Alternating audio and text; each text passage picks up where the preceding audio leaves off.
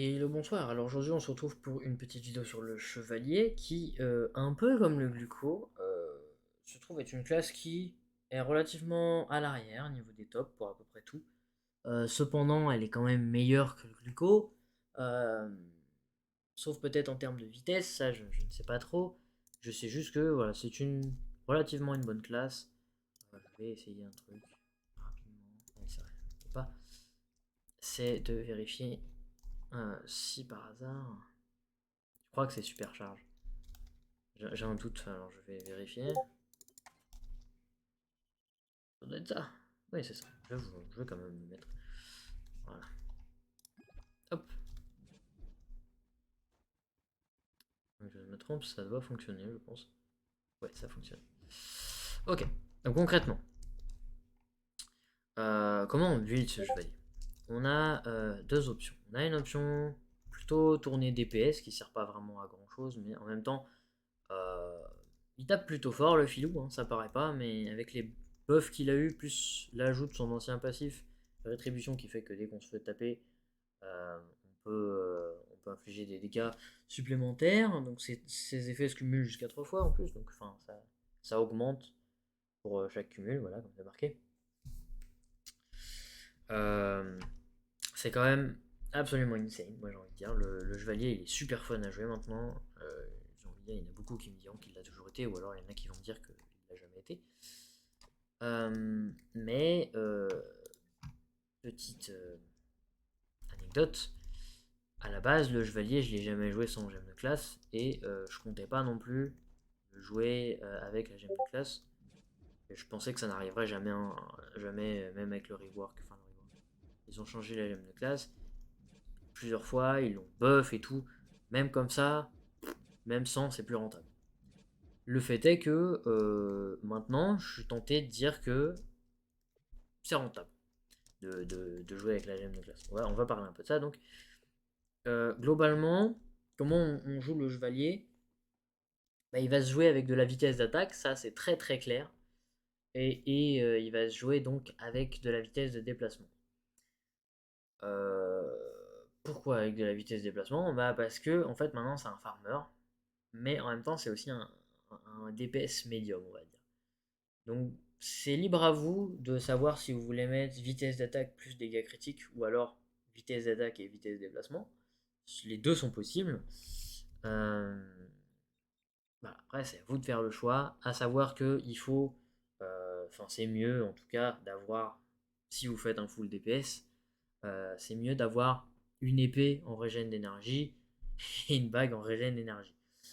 Quoique même en full farm aussi, c'est intéressant d'avoir au moins la bague en régène d'énergie et l'épée éventuellement aussi en vitesse de déplacement. En termes d'alliés, on va jouer avec un pichet animé. On pourrait jouer avec Bernie, mais ça vaut pas le coup parce que c'est pas vraiment là ce qui est fait pour DPS. Je pense que le plus rentable c'est clairement jouer avec le pichet animé.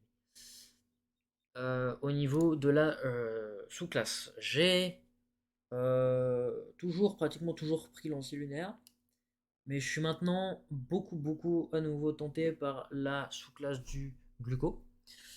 Euh, Les deux sont valables. Le seul problème de la sous-classe de l'ancien lunaire, c'est que c'est vraiment tourné plutôt DPS pour une très courte fenêtre qui proc un peu n'importe comment, dans le sens où c'est jamais quand on veut. De la même manière, après, on peut jouer le bard, hein, ça peut compenser, notamment avec les plus 20% critiques. Voilà, c'est toujours sympa, ça augmente un peu les stats. À réfléchir dessus. Voilà. Moi, je pense que je ne sais pas trop en fait, lequel serait mieux, honnêtement. D'habitude, j'ai une idée relativement bien tranchée sur les sous-classes, mais je pense que le lancer lunaire, c'est un peu compliqué à jouer, mais c'est toujours quand même excellent. Euh, Celle du Bard, elle est très bien. Le problème, c'est que on le prend pour le buff de dégâts ou pour le buff de vitesse.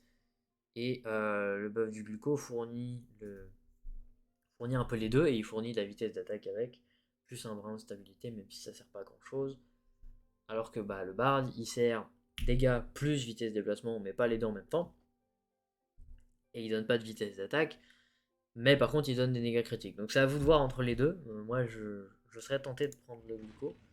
Donc pour le coup, je vais prendre le gluco. Voilà.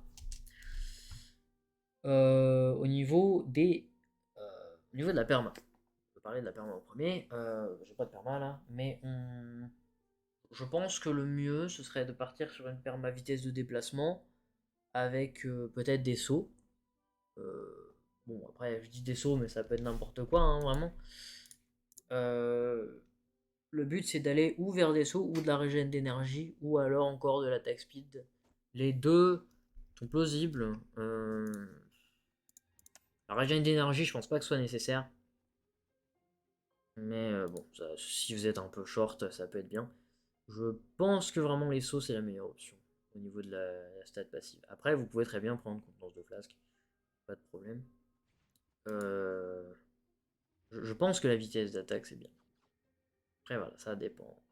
Ça dépend de ce que vous jouez. Si vous jouez un build farm et que vous jouez avec la classe gemme, vous allez prendre la vitesse de déplacement, je vous le dis clairement. Mais si vous jouez vitesse de déplacement plus contenance de flasque, et si vous jouez un build purement DPS, vous allez prendre contenance de flasque plus vitesse d'attaque. Je pense que je vais fixer comme ça. Au niveau des emblèmes, on va prendre Martial. Et le deuxième emblème, je pense que ce serait bien un emblème rayon. Simplement parce que vous allez gagner un brin de DPS supplémentaire en mono-cible. En zone, vous avez un DPS qui est très potable. Voilà, c'est toujours bien, je pense, de partir là-dessus. Ensuite. Je crois que c'est bon du coup. Les gemmes. Alors, les gemmes, on va aller dans le club. Euh, les gemmes, je suis mitigé du coup, parce que il y a, comme un peu comme le gluco, il y a plusieurs builds différents. C'est un peu compliqué à jouer parce que c'est aussi une classe un peu obscure. Et puis voilà, il n'y a pas beaucoup de gens qui le jouent. Donc, voilà, bref. Je serais tenté de vous dire de prendre la gemme de classe. Parce que vraiment, je trouve qu'elle est rentable maintenant. Notamment avec ses buffs, je pense que ça vaut le coup de prendre la gemme de classe. Ouais, c'est à vous de juger. Il est pour moi nécessaire si vous faites du farm de prendre une pyrodisque. Même sans farm, je trouve que c'est une bonne gemme. Parce qu'il n'y a pas vraiment de bénéfice avec les autres. Bon, la vélocité volatile, évidemment, c'est une erreur. L'étourdissoir, c'est une erreur aussi. Mais j'avais que ça à cette époque-là, j'imagine. Le rideau, il peut rester. Pas nécessaire, mais il peut rester. Globalement, si on fait un build full DPS, je pense qu'il faudrait une gemme de classe, un rideau cubique et une pyrodisque. Enfin, qu'est-ce que j'ai dit Euh, En termes de farm, du coup, ouais, pyrodisque, gemme de classe, donc avec la bague qui a l'effet de la vitesse. Un vainqueur en barrière. Non, vainqueur vampirien. Et je crois que c'est tout.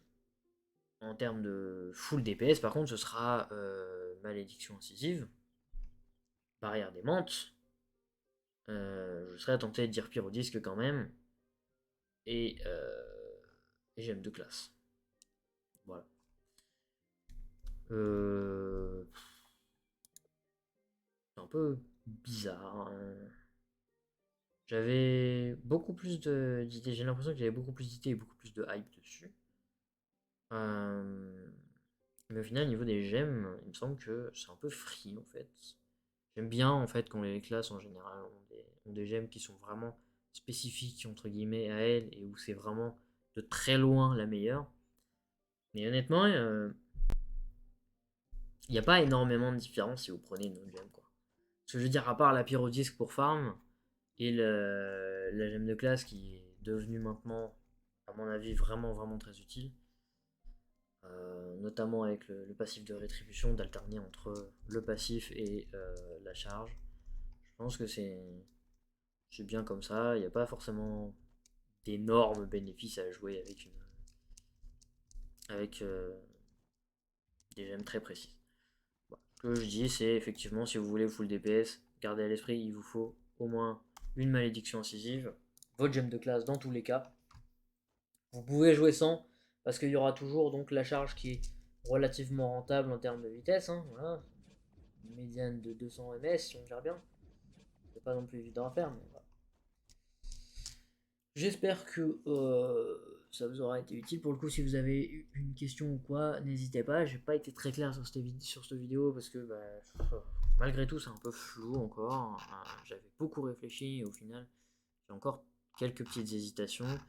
Et voilà, globalement, je pense que c'est comme ça qu'il faut le but. Mais voilà, encore une fois, si vous avez des questions, n'hésitez pas. Si vous avez débat sur un de mes choix ou quoi, n'hésitez pas non plus. C'est des classes qui sont très très peu populaires. Faut pas hésiter à exploiter des choses qui vous fassent vraiment plaisir ou quoi sur des classes comme ça qui sont pas forcément méta. Voilà. En tout cas, salut à tous, à la prochaine.